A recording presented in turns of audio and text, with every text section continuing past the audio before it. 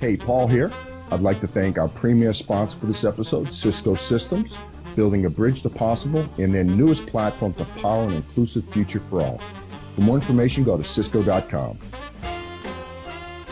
Hey, welcome to Business Brains and the Bottom Line podcast. My name is Paul D'Allegro, your host today, and my guest today is Rico Corrubia. Rico, when I first met you, I said, how can I not like this guy? He's Italian, he's from the Northeast, and he wears a hat. So, I mean, right off the bat, we knew this was going to be a good one. Welcome to the show. Thank you. Thank you, Paul. I appreciate it. Oh, you're quite welcome. So I'm honored that you asked me to speak. No, you've got a great story. I can't wait to hear all your stories. And the reason I want to have you on the show, you're a sound engineer, sound technician, however you want to phrase yourself or label yourself. But really what intrigued me was you've been doing this for a long time and you've worked with like the biggest names in the music industry, guys like Frank Sinatra, a young Bruce Springsteen when he was with the E Street Band, Pete Townsend with The Who, Van Halen, Andrew Lloyd Webber with Phantom of the Opera, the B-52s, Liza Minelli, Tommy the Shah. I mean, I could go on forever here. So needless to say, you must have a gajillion stories that you can share, but let's kind of back up to the beginning. How did you get into this business? Like, how did you start out? That's a great question. I was thinking about that because I remember you said in one of our conversations, how do I want to be explained in terms of, I'm a sound engineer, a traveling sound engineer, but you use the word roadie. And I like the word roadie because roadie is the lifestyle. And I think a lot of this was, I was going to go to graduate school and I was living in Washington, D.C., but somebody had a summer job for me here in Atlantic City at the casinos that were just opening up. And I said, great, I need to make the money. And so I decided I just packed up the U-Haul and moved to Atlantic City. And my friends got me a job on the stage crew. And that was fine because I did go to school and studied film and I studied lighting and that sort of thing. So I basically thought that's the kind of thing I would do. So I started out as a stagehand, but as they went on, they go, listen, we really need a sound engineer. So how much have you done in sound? I said, not much. So they basically being dear friends, and we were all just really young. They said, listen, we're going to teach you. So a dear friend who now happens to be, he became like the permanent sound engineer for Sinatra after me. And then he moved on to Tony Bennett. And of course, Tony Bennett is still around. So my dear friend Tom Young is still out with Tony Bennett when they go out again.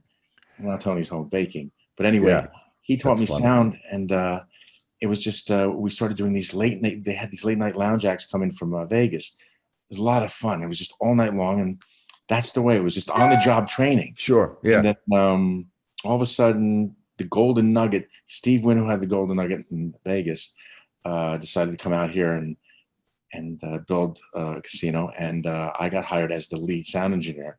I fooled him again, but on the job learning and training.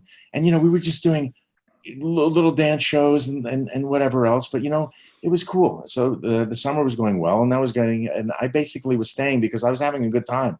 Yeah. And then all of a sudden he announced to us that we were going to have Frank Sinatra. And I go, wow. So Frank Sinatra's going to start playing here. So we changed the whole showroom, got everything ready, and we're doing Frank Sinatra. And we did about 2 or 3 times and it went great. But I was the house engineer. I wasn't the mixer. He was engineer.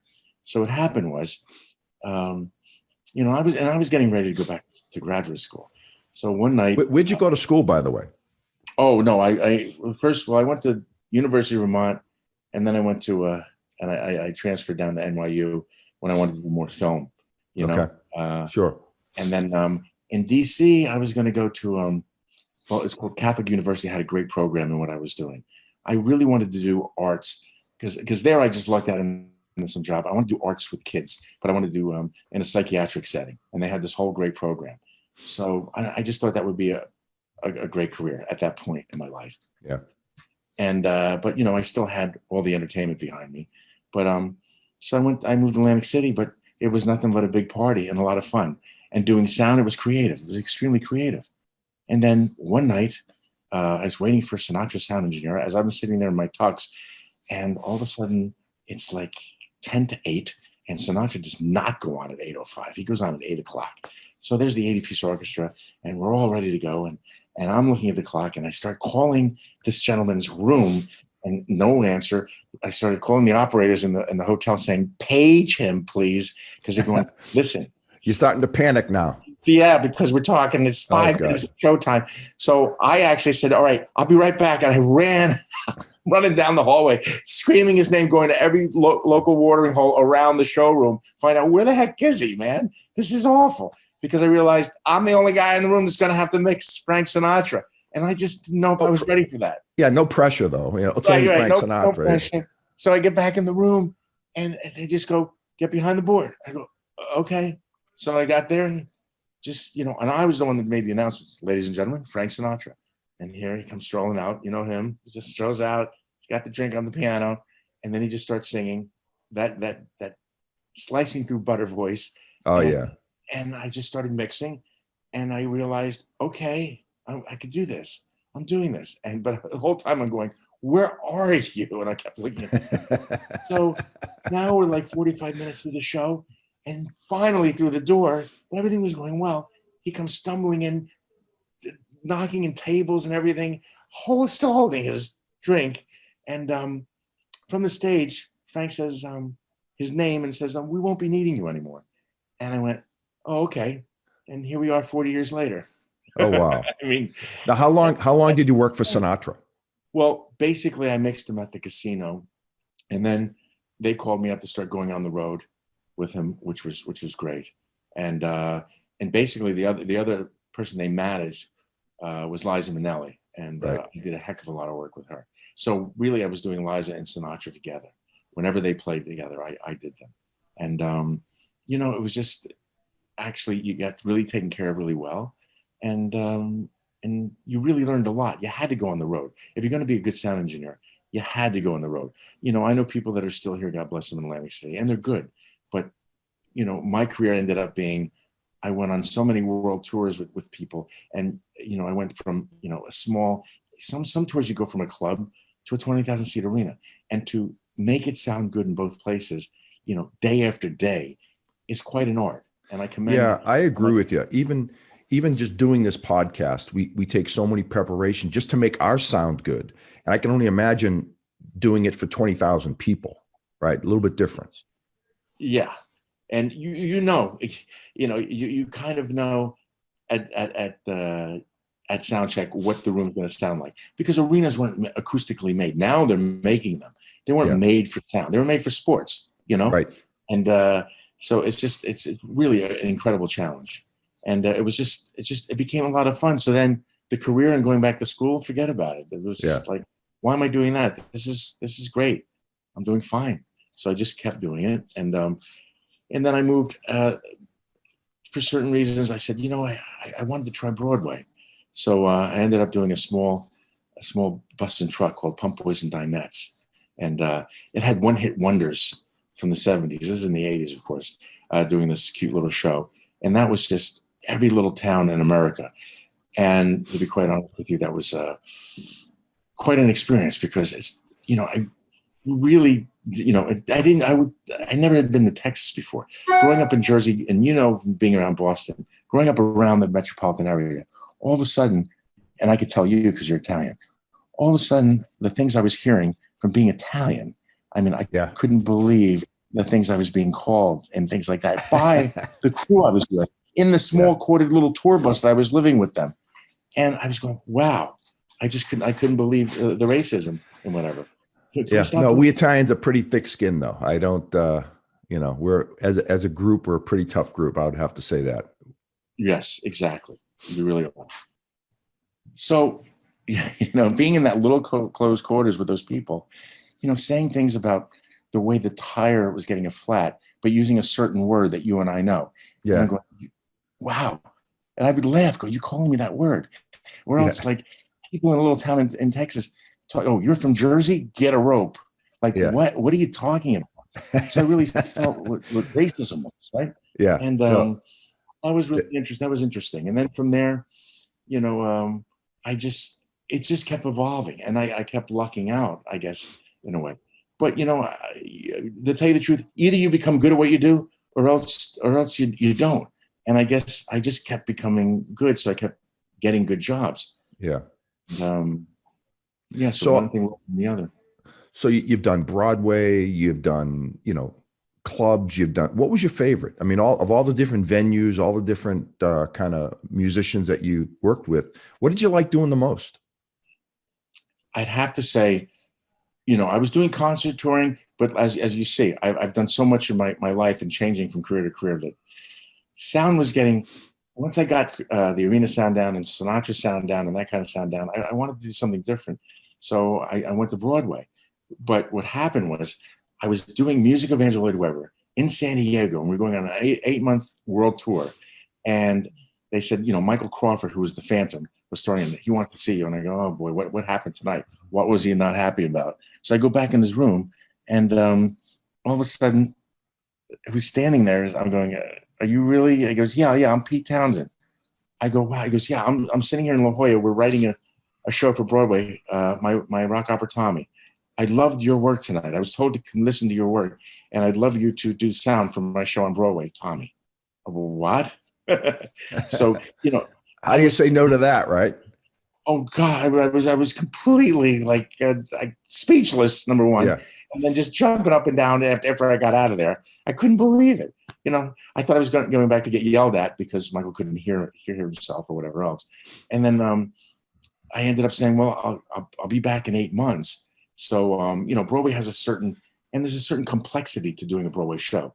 Right. So I never designed a Broadway show. There's sound design, and then there's actually doing the sound every night. Right. So he wanted me to mix the sound. He also wanted me to design it, but I didn't want to take that shot, not with this. So I actually called up somebody who was, to tell you the truth, he was down in the dumps at this point, and he's really well known on Broadway. And I said, hey, he says, are you dreaming, or what are you doing that are you drunk? What do you mean I'm going to be designing Tommy? I go, look, I just met with Pete Townsend. You're the only guy I want to work for. You know how to design a show. So I said, hold on, they're going to call you. So I called back Pete and the director, and they called him, and he calls back and goes, how did you just do that? And so this gentleman, his name's Steve Kennedy, and he now is the biggest Broadway designer, and I started him because I was afraid to do it. But we did Broadway. We did the Broadway Tommy together, and it was just such an incredible experience. And I mean, even to this day, the guy who played Tommy, there's a big charity we did that I got him to play for. We've stayed together, and that video you saw, that Rockers on Broadway video, that's really, a lot of those people were the original cast and band back in the 90s that did Tommy, because what we did was we used to have a party with Pete at clubs around New York afterwards. And so we now do this big benefit each year called Rockers on Broadway, in his honor. And he came 2 years ago. And that was just wonderful that he found. Yeah, that was a great view. We'll talk about that in a little bit here, but so I can't let this go without asking you. In the music industry, obviously notorious for having a good time. I can't even imagine what the parties were like, especially when you were in your 20s and 30s, right? Can you even remember that far back now? I sure can remember that. And it says, I don't like being this old because, as you know, okay, boomer. The boomer button my wife got me. I hate that. Boomer. Because as far as I'm concerned, I'm in my 20s still, in mind, in body. Exactly. Yeah. No, you have to be that way, right? Yeah. And maybe because I know we'll get to it, but my health condition in 2016, maybe because I have a rebuilt heart, it gave me a little extra push. Well, I mean, now that you bring it up, we can touch on it now. So in 2016, you were in Boston. Yes. And you had a major heart attack, which required surgery. And a lot of complications from that surgery. You're in the hospital for 4 months. And because of that, you had several amputations of your fingers and toes and all that. And so from what I found out, you're lucky to be alive today. Yes. So tell us a little bit about that, how that went. And, so I love comeback stories. I had a gentleman on my show that was paralyzed from the neck down, and his comeback story was great. So that's another reason I wanted to have you on is a lot of people in your position would go into the corner in the fetal position and suck on their thumb and feel sorry for themselves. I love your attitude, man. I just love how energetic you are, and you're like a kid still, so tell us a little bit about that and how, the battle you had and what's your life like today because of it. Thank you. And, I got to say, a life of being a roadie, and there's a bunch of friends I can still talk to, and we're all like kids. It keeps you young to do that, and just to live that lifestyle, and just to have the passion to do it. But boy, I went in that hospital and thought, well, because the first one happened in '96. I was doing a show in Boston. That doctor saved my life. Dr. Lawrence Cohn. He unfortunately passed away the day after I got the second operation, which is amazing because I was out of it for 2 weeks. What happened was went in for another valve replacement. This was my second valve replacement, and something happened during the operation, and I was basically out of it for 2 weeks. I had no idea because I woke up to this shiny black medicine I thought on my fingers. As you see, this is what I have left. And you know something? Please, I don't hope that doesn't freak anybody out. I'm happy to have this left. I'm happy to be able to. You're lucky to. Imagine if it was there, I'd go out of my mind, you know? Yeah. And I just talked to my foot doctor about things. They thought they're going to have to amputate me from right below the knee. Now, isn't it amazing that we're talking about this? Who would even think that I'd go through this? You know, so when I woke up, I went to my wife. I go, what's this? So how'd the operation go yesterday? She goes, it was 2.5 weeks ago. I went, what? I mean, and then I'm looking and like a stage of Van Halen with Marshall amplifiers, I just had stacks and stacks of medicines and tubes. There wasn't a place in my body where there wasn't a tube. Yeah. But at least I could talk for a minute and just say, what happened? Yeah. Well, and I asked her what happened, and she goes, yes, I got to tell you that yesterday your heart stopped for 32 minutes. Well, what does that mean? So it means that I was really gone for 32 minutes. And what happened was the medicine they used to bring me back is called vasopressor, and it takes the oxygen out of your extremities and it puts it in your brain. So hopefully, they can save your brain damage. Yeah, if you get, they feel that this is a swap off. Yeah, and hands or brain. I'll take the brain. Yeah, but I mean, I just thought it was shiny medicine. I go, what do you mean? My fingers are dead and my feet are dead because I couldn't move anything. Yeah. And I just go, where's Dr. Cohn? The doctor that died. I go, well, he died a day after your operation because he's the reason why I was there. World acclaimed best doctor in the world. That's why I went back to Boston. Yeah. It just didn't work out. So I just sat there, and I was there for 2 months. And, where really was the power. It was the power of power. Everybody came up from New York to come see me. Like everybody I worked with, people flew in from all over. And it was just the power of that comradeship that really got me through it. Yeah. And I got to be honest with you, my dear wife that's walking back and forth kept whispering in my ear, hey, we got shit to do. Don't you dare leave me. We got shit to do. And I was so on, let's face it, fentanyl, everything. They told me the drugs I was on. They said, they thought you were going out. They were making everything comfortable. And I was just like, okay, you got it. And I was just like, whatever. I thought I was actually saving myself. Whatever I was doing, it was just spiritually in my spirit, my heart. I wasn't gonna go out. I just felt that way. That was the only thought in my mind, is that no, I'm not letting this take me out, because I woke up. That was number one accomplishment. I woke up. Yeah. And well, that's a testament to you, Rico, that, I always said when the chips are down, your true friends and who's there for you. The fact that you were in a bad way and you had all those people supporting you says a lot about you, because someone else may have gotten 2 visitors, right? So kudos to you. No, it was beautiful. And having that angel around just to push for me was just amazing. She stepped to the plate because you're just another patient in the hospital. So she just watched everything they did, So they ended up having to take pretty much all your toes and fingers, but you're saying, like you told me before, that you still lead a functional life. You're able to walk now. You're lucky that they didn't take your feet or anything, so you can live a functional life. You're not going to be playing the piano anytime soon, but but I'm into the, there's some things I'm working on, and I will show you the hand, like this thing, they had nothing. It's funny. This company started in 2016. Before this, like, who knew? I just see amputated people, and you cry when you see those great people, with legs to run, but for hands, there's nothing. They want you to be cut at the wrist. Yeah. And there's no way I was going to give up. And the doctors who said, no, our job is to keep as much as possible. And you want to know something? With this, I can drive. Yeah.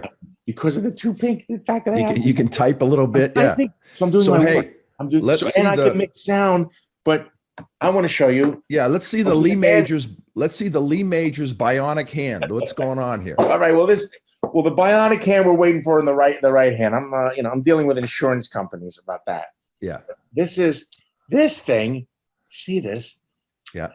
I will try to put it on. I will put it on nicely. You just learn so much about. You never think about when you're picking up a cup of coffee, or you're writing something, or you're buttoning your shirt. I mean, that I can't really do. Now I wish I had my wife help me put it on. I just got. Oh, guess what? I'm so excited. I'm putting it on backwards. Hold on. There you go. But I mean, come on, Rico, get with it. One thing I want to let you guys know, it's like a tool. It's, in our business, for lighting or whatever, you have a C wrench or you have a crescent wrench. And to me, this is my tool to mix sound, Okay. And, I'm sorry it's taking so long, but it'll get on. There we go. Yeah.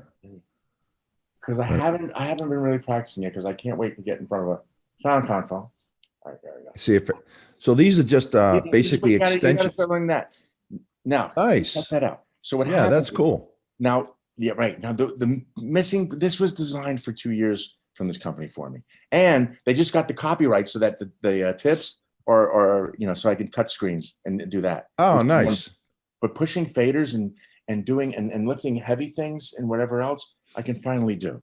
I can even. That's awesome. Hey, boomer. I live my boomer, but the big part of this, which I'm going to get, is they couldn't figure out, because you never think of this. I'm going to have everybody think about this, because as Homo sapiens or as animals, really, it's the opposing force. It's really the thumb to index finger. The bummer is the index finger really took a hit, right? Yeah. We were trying to figure out. They were actually going to put a titanium rod in there and put a cap on it. We were afraid of infections. But see that thumb? That made that $5,000 thumb made the difference, because you can grab stuff now. I can grab things. That opposing force is it means so much. Who would have thought we'd be talking about this? And I'd have to think about, my biologically. Did you ever think about how you pick up things? No, just you don't have fingers. Then you think about it. Yeah. And hey, I'm going to tell you something. Don't think that once in a while I don't. All of a sudden, if I'm alone, you start crying. You just go, really? Really? Yeah. But then I look at the sun. I don't know. I do believe when you get up in the morning, you have a choice. All of us have a choice to make, right? Yes. Okay, am I going to wallow in self-pity because things aren't going well? Or am I going to look at the bright side and just get up and live your life, right? And I think I see it in you. You've chosen to live your life, have the best attitude. You're still working. You're making the most of it. I commend you, man. I like I said, I love comeback stories, and yours is a good one for sure. Thank you. And I just love, and I guess, I got to say it's my industry, because, at some point, one of my bosses called up and I said, how am I ever going to mix? How am I going to do anything? Look, you got a job to come back to. You just get better. I said, okay. It was just more that, hey, we got shit to do. And, I've been flying around the world. I'm putting together deals in other countries, and, for sound, for the company I'm working for now, which basically is a gigantic leasing and rental company for like Coachella, for PRG, Production Resource Group. So, and they're out of Dallas, right? Is that accurate? Well, everywhere. There's really, it kind of started out of New York, New Jersey, but no, they have a big office in Dallas. Yes. That's what I thought. Yeah. Well, if you ever make it to Dallas, we're going to have to go out for a coffee, tea, drink, whatever your choice is. Oh, absolutely. No. And I am actually going to make it to Dallas once I feel safe, and I don't have to wear a spacesuit with what's going on, I do have business in Dallas first, to be honest with you. And no, it'd be wonderful. So, so I, to pivot back to kind of your industry and all that. So I hear you have some good, I heard through it from a little birdie that you have some good Rodney Dangerfield stories, that you may have done some stuff with him too. I love Rodney Dangerfield, by the way. Used to watch him on the Carson show growing up, man. The guy just cracks me up. When I'm blue, I will always watch those old clips just to watch them, because they're just unbelievable. He was unbelievable. He was just so funny. Just his mannerisms, just the one-liners, What was it? I love the one joke. He goes, yeah, I got picked up at the airport. I said, the cab driver, take me to where the action is. So he took me to my house. That's great. But Yeah. I just did. I just had to talk to some people in Canada about some business, and I go, "Oh, I got to tell you a story about a friend of mine." He says, "He goes, Canada, great place, big country, but nobody showed up, because we were talking about the population of Canada." Yeah, it's only like 30 million people. I know. Right?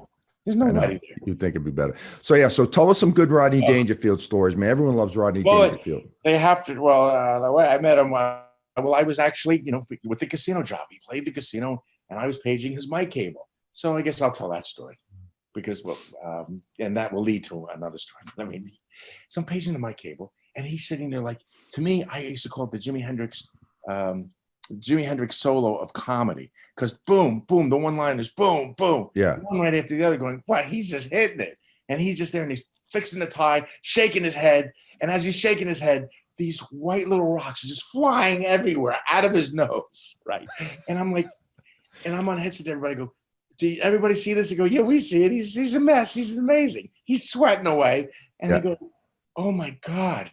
And some woman actually had her drink, because they had tables. It was the cabaret room. Yeah. The rocks were going in her drink.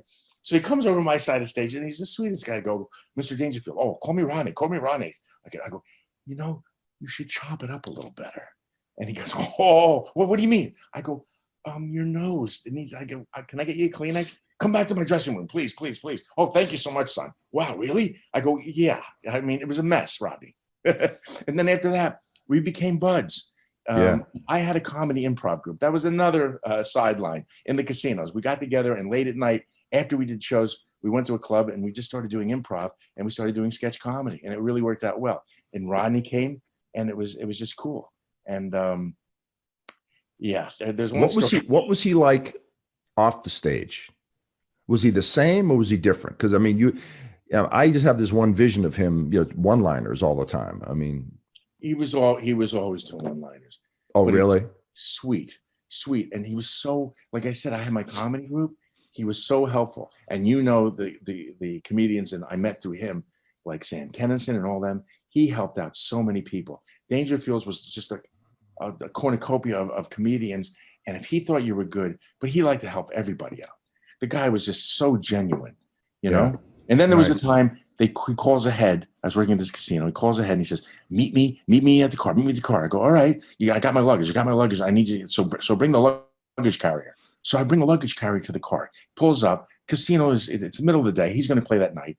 So I bring it to the back of the car. He goes, no. Come to this side of the car. Come to me. I go, what do you mean? So he literally gets out of the car. He's shaking and sweating, gets on the luggage carrier and holds on the bar. I'm wheeling him through the lobby. If we had iPhones back then. Oh God. He goes, get me to my room. Oh, I did way too much for the drive down from New York. Oh my God. Got him up to the room. And I go, you better take a nap. You're going on tonight at 9. It was amazing. That I was hysterical. I go, Rodney, geez. To me, he's one of the legends of comedy, man. And something, I do a yearly thing, and sometimes we do, but I do a yearly thing. I got to watch Caddyshack. He thought he was a total failure in that. He was hilarious in that movie. The best is right. Unbelievable. So, but I mean, those are the nice people you meet that help you, and that's why you stay in entertainment. That's why I stayed in entertainment. So what projects you're working on now that you can tell us about? Oh, that's a great question. Boy. Well, right now with everything slow, I myself am working on with a highly technical engineer, and I think we talked about that. Yeah, because okay, boomer. Not knowing the technical. There's a couple of genius technical people I have. We're really working on remote mixing, like the fact that I could actually, from my house, if everything's set up right, and at the theater in LA, we're actually working out the problem that it's 3,000 miles away in latency. But you can actually, we just figured something out, that the manufacturer of the sound console was completely floored, that we figured out how to control a console in California. Everything. Well, everything's going remote these days, right? Yes. I mean, look at what we're doing right now. Everything's remote interviews and remote. I mean, And that's not changing. I don't see that. I think we've learned a lot from this pandemic, and I think we've all learned we can work remotely and be Yes. effective. And I think I think it's fine. I mean, to be honest with you, since 2016, my life has changed. I mean, I've been much more remote because of what's happened to me. I mean, only recently I'm able to walk long distances. It's better for me to be at home. I don't need to go to the office. Yeah. But no, just all the remote technology. I'm working on that basically in audio, and because of the latency, so that's the kind of project I'm working on. And darn, some things I just started. I was really excited about. There's a musical about Cuba and with Cuban music, which is wonderful. If you ever saw Buena Vista Social Club, I don't know if you ever saw that movie. I have not. It's just nope. Incredible Cuban music.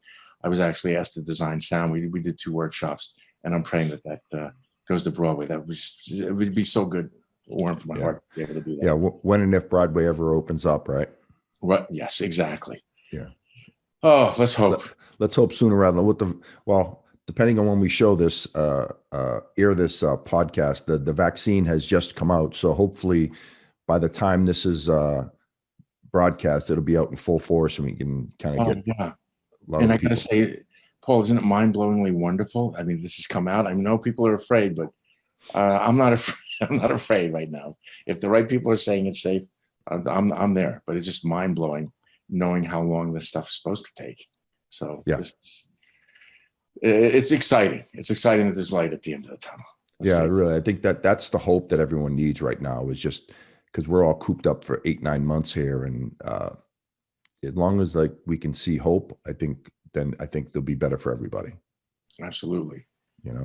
So that's real good. And and then I told you the other things. 3-dimensional. Now people are doing studios, and my company has a great studio, augmented reality. So you're seeing me in my room, but basically I can create it so that I look like I'm on Mars, or I'm across the ocean, and I could put myself in a theater in London and you couldn't tell the difference. So this whole augmented reality is really working out well, and a lot of artists are working with that. Yeah, like they did in Star Trek years ago, the holograph or whatever it was called. Yes, the holodeck. That was it. There you go. That's it. I'm working on that with people. There's a lot of great tech people working on that kind of technology, and I think I just saw an interview with Obama and Oprah where they looked like they were in the same room, but they were in 2 different parts of the country. Yeah. That's amazing. That video mapping and the green screen, but the video mapping is amazing. Yeah. It looks so real. And like, you're right. You're absolutely right that things are going to be different. I read an article, this famous agent, he says, now we're in the germophobic culture, and then we're going to go back to the claustrophobic culture, but people are going to stay in the germophobic. This is going to last. I don't see that changing with people washing their hands. I go to the gym and we've got to wipe down all the equipment before and after we work out, and you got to wear masks. That's not changing. I think that's just here to stay. Yes. And it's a good thing. Yeah.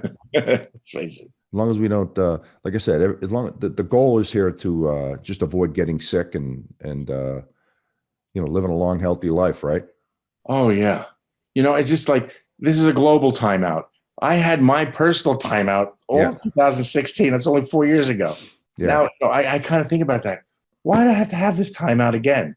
And and this one I'm really frightened about. Boy, I'm just extremely careful because you're in that high risk group, right? So you've got to be careful. I mean, you've got health issues that you'd be at risk if you ever got it, the virus. That's for sure. Yeah, and I'm just letting everybody know, please. You don't want to. I remember, when I woke up after that 2 weeks, I was on and off that vent for 2.5 months. You don't want to be on that vent. It's the most horrible feeling in the world. And I had I had the whole trach thing going on, and especially me, I wanted to talk. You can't talk, and it was driving me crazy, right? Oh God! And I couldn't sign. I couldn't do anything with my fingers. Even though we're you're Italian. You got to use your hands, right? Right. So really, everybody's just got to be safe, and let's get through this thing. And it's just nice. We are going to get. Well, Rico, I'm going to come to Boston. and we're going to play. You are in Boston, right? No, I'm in Dallas. Oh, I'm sorry. From Boston originally. That's how I was asking about Dallas. Oh, okay. Yeah, I've been here for 23 years. Still have this accent. So I love it. Yeah, I'm not going to get rid of it. Why would I do that? It's one of my favorite accents. Yeah, it's a hard one to duplicate. So, but well, at any rate, Rico, I loved having you on the show today and sharing all your stories and your, both professionally and personally, right? I mean, the comeback story is awesome. Thank you. Do you have any last words of wisdom or pearls for the listeners out there? Anything you'd like to add before we sign off? Don't sweat the small shit. Just don't sweat the small shit. And like both of you know, we delayed. I was sweating the small shit yesterday, and finally all this came back, and I realized it doesn't mean anything. Yeah. A lot of stuff that we let bother us in our business or people do certain things doesn't mean anything. It's not important, And the only thing to me with people, I don't think about any kind of hate or any kind of revenge. I think about just living my life better. You do your stuff better. That's the best revenge you can do. Don't be hateful and don't be mad about things when you get stabbed in the back. Okay. Yep. That's good wisdom right there, Rico. I appreciate it. So, well, at any rate, again, Rico, thanks for being on the show. Really enjoyed meeting you virtually, and I hope we get to meet face to face someday. Absolutely. And it will have some fun. So, well, that's a wrap for Business Brains and the Bottom Line. This is Paul Delegro, your host, signing off. Until next time.